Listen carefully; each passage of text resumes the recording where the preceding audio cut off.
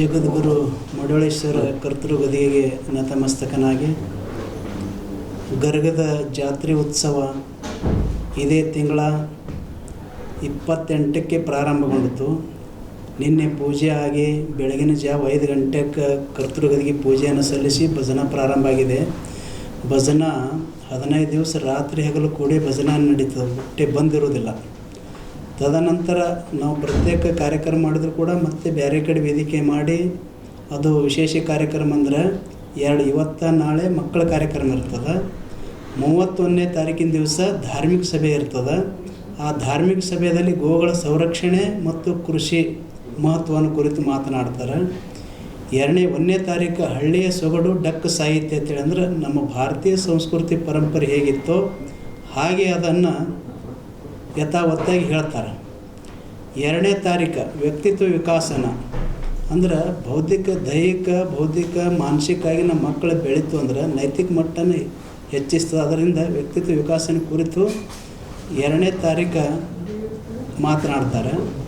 ಭಾಳ ಮೇಧಾವಿಗಳು ಬರ್ತಾರೆ. ಮತ್ತು 3ನೇ ತಾರೀಕಿನ ದಿವಸ ಕೂಡಲ ಸಂಗಮ ದೇವರ ನರಿವಡೆ ಶರಣರ ಸಂಘವೇ ಮೊದಲು, ಅಂದ್ರೆ ಭಗವಂತನ ಅಸ್ತಿತ್ವ ತಿಳ್ಕೊಬೇಕಾಗಿತ್ತಂದ್ರೆ ಮೊದಲ ಗುರುಗಳು ಮಹಾತ್ಮರು ಅಥವಾ ಶರಣರ ಸಾಮೀಪ್ಯ ಹೋಗಿ ಅವ್ರ ಮಹತ್ವವನ್ನು ತಿಳ್ಕೊಂಡು ಭಗವಂತನ ಆರಾಧನೆ ಮಾಡುವುದು. ಇನ್ನು 4ನೇ ತಾರೀಕಿನ ದಿವಸ ರಥ ಉತ್ಸವ ಇರ್ತದೆ. ಅಂದರೆ ನಮ್ಮ ಭಾರತೀಯ ಪರಂಪರೆ ಉತ್ಸವ ಪ್ರಿಯಗಳ ನಮ್ಮ ಭಾರತೀಯ ಜನ. ಅದರಿಂದ ಉತ್ಸವ ಅಂದರೆ ರಥ ಉತ್ಸವ ಇರ್ತದೆ. ಲಕ್ಷ ಜನ ಇರ್ತದೆ. ಅಲ್ಲಿ ಆ ಉತ್ಸವದಾಗ ಭಾಗಿಯಾಗಿ ಕರ್ತೃಗದಿಗೆ ದರ್ಶನ ಪಡೆದು ಮಡಳೇಶ್ವರ ಅಜ್ಜವ್ರದ್ದು ಆಶೀರ್ವಾದ ತೆಗೆದುಕೊಂಡು ನಾಡಿನಾದ್ಯಂತ ಜನ ಬಂದಿರ್ತಿರ್ತಾರೆ. ಎಲ್ಲ ಆಶೀರ್ವಾದ ಪಡ್ಕೊಂಡು ತಮ್ಮ ಊರಿಗನ್ನು ತೆರಳುತ್ತಾರೆ. ಅವರು ಕುಸ್ತಿ ಅಂದರೆ ಅವು ನಿಕಾಲಿ ಕುಸ್ತಿ, ಜಂಗಿ ಕುಸ್ತಿ, ಪಾಯಿಂಟ್ ಕುಸ್ತಿ ಅಂದರೆ ಸಣ್ಣ ದೊಡ್ಡ ಹಿಡ್ಕೊಂಡು ಎಲ್ಲ ಕುಸ್ತಿ 3 ದಿವಸ. ಈಗಿನ ಮಕ್ಕಳು ಸಶಕ್ತರಾಗಬೇಕಾಗಿತ್ತು ಅಂದ್ರೆ ಮಲ್ಲವಿದ್ದ ಭಾಳ ಅವಶ್ಯಕತೆ ಅದ. ಹಂಗದು ಏಕಾಏಕಿ 3 ದಿವಸ ಕುಸ್ತಿ ಕರ್ನಾಟಕದಾಗ ನಡೆಯುವುದಂದ್ರೆ ಅದು 2 ದಿವಸ ನಡಿಬೋದು, 1 ದಿವಸ ನಡಿಬೋದು. 3 ದಿವಸ ಕುಸ್ತಿ ನಡೆಯುವಂಥ ಸ್ಥಳ ಯಾವುದಂದ್ರೆ ಅದು ಗರ್ಗ.